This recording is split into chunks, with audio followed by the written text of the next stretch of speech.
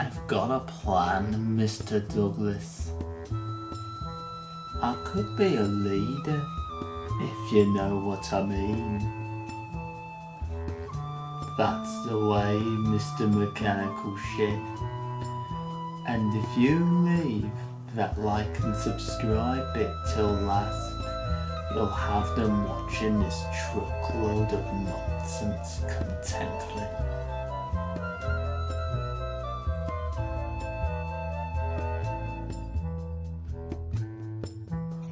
Toad is a Great Western Brakevan that makes his debut in the story Escape, both in the Railway series books and the television adaptation Thomas the Tank Engine and Friends. In the books, he has a minor role with one standout story and is Douglas's Brakevan. In the television series, Toad gets more attention from the writers, leading more stories than Oliver, who he is consistently paired with instead of Douglas. Returning viewers of mine will know that I recently went to the Audrey Extravaganza, and during this trip, I watched season 4 of Thomas with my group. We do love a good Thomas binge. When it got to Toad Stands By, something didn't feel right, and we unearthed something that perhaps the engines were completely oblivious to. I'm obligated to inform you, of course, that we don't genuinely believe in the content you're about to witness, but I've put it together for the fun of it, simply because this ridiculous theory should be shared with the world. See how Michael Angelus's narration of one of Thomas's episodes led to some nutters portraying Toad as a villainous mastermind. In the beginning, there was Toad, just an average brakevan with an ordinary life. One day, Toad hears about a story from the Railway series book, The Twin Engines, particularly the third story, Brakevan. Toad asks around and discovers the story's truth. He is shocked. That was one of his brotherhood. We're essential. Us brakevans have to stick together, you know. This planted the seeds for a fear of engines, which grew into anger, to hatred, to whatever else Yoda said. As time passes, Oliver hears mention of Sodor and how it's becoming a safe haven for steam-powered engines. He is nearing the end of his own career and knows Sodor is his best option. Toad discovers Oliver's intent to escape to the Fat Controller's railway and pleads to join him. Oliver agrees. New life is sparked into Toad. He is going to Sodor. Despite pleading to go, Toad never really questioned his mortality. After all, brakevans were essential. He knew of preserved lines such as the Bluebell Railway and banked on the possibility that he would end up servicing somewhere a little quieter and just live a peaceful life. But in Oliver's possession, Toad played the brave stowaway. He may not have been desperate to survive, but he was desperate to find Sodor. This leads to the story Escape, where Douglas finds Oliver, Isabel if you count her, and Toad. This is incredible. What fate! Of all the Sudrian engines, it's Douglas that Toad has to depend on to complete his journey.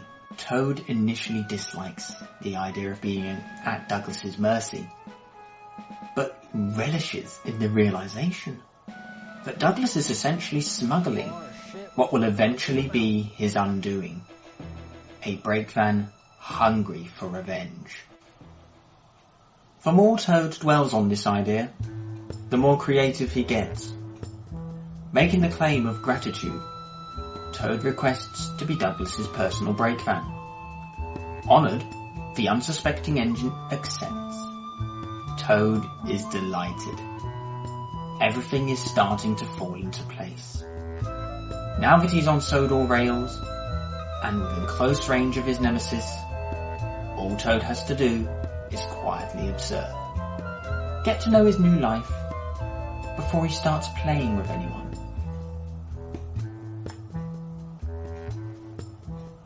Toad Stands By. we've come to the episode that started it all. Oliver had an accident with the trucks that resulted in him being pushed into a turntable well. When he returns from the works, the trucks are quick to make a song at Oliver's expense. Now, there's two things I failed to mention. Toad's hatred hadn't just been targeted towards the engines. He held a grudge against the trucks too. After all, had they not been causing trouble, would Douglas have crushed old Spiteful? He doesn't care whether Spiteful did this to himself or not. Toad denies it. Secondly, during his voyage to Sodor, Toad had subconsciously developed a bond with Oliver, perhaps the only engine he could genuinely respect. Remembering to convince everyone of his respect for engines, Toad gets Douglas's consent to stick around with Oliver and help him. Had the engines not been so relaxed, they might have noticed Toad slipped into his true form. I've got a plan, Mr. Douglas. Perhaps Duck was the only one who could have caught Toad out. But because Oliver butts in and agrees, Duck lets it go. Big mistake, Great Western. Despite his nerves, Oliver does Toad's bidding as instructed, but unknowingly commits the execution of Scruffy. Without getting his buffers dirty, Toad has successfully defeated the Little Western's mob boss.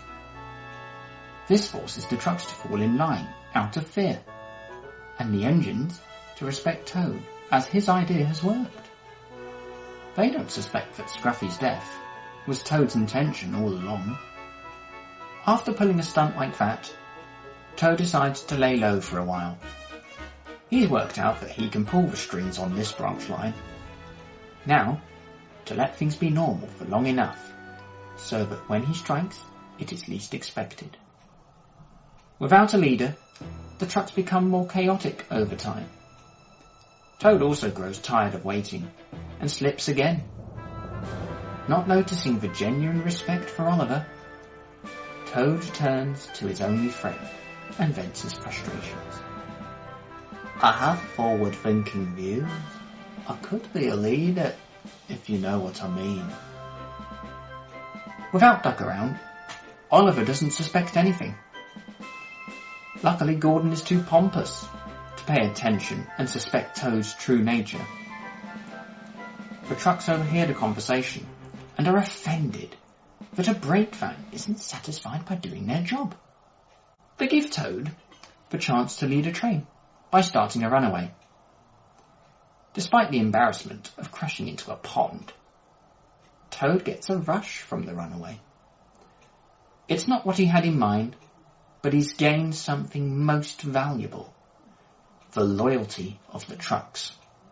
Now everything is under Toad's thumb, or lack of in this case, since trains don't have thumbs.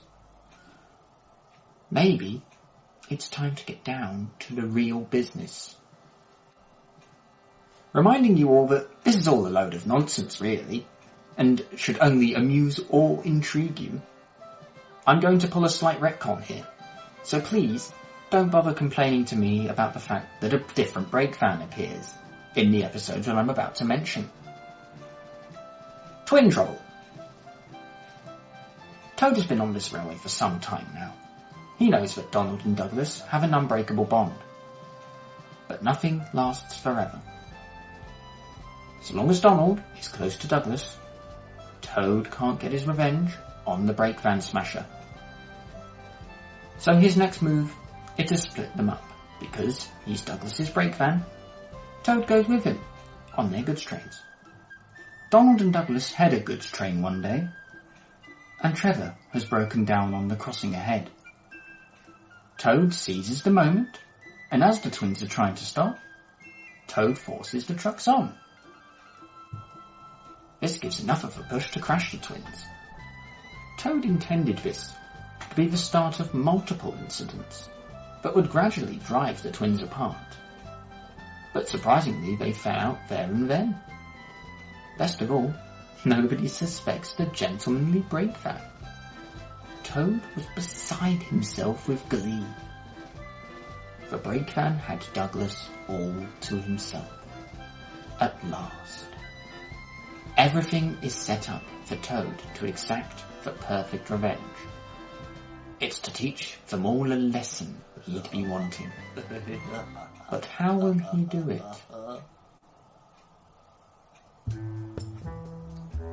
Unfortunately, that's as far as I go with this what if, for now. I think I've left it at a good place, where what happens next can be left up to your imagination. Maybe I'll come back to this one day and properly conclude the evil Toad arc. Who knows? If you absolutely enjoyed this nonsense, let us know and maybe I'll make more content like this in the future. If you strongly disliked the idea of Toad being so sinister, then I apologise. But hey, you got this far, so you can't have hated it that much. Enjoy the rest of whatever time of day you're watching this, and I'll see you next time. Like and subscribe.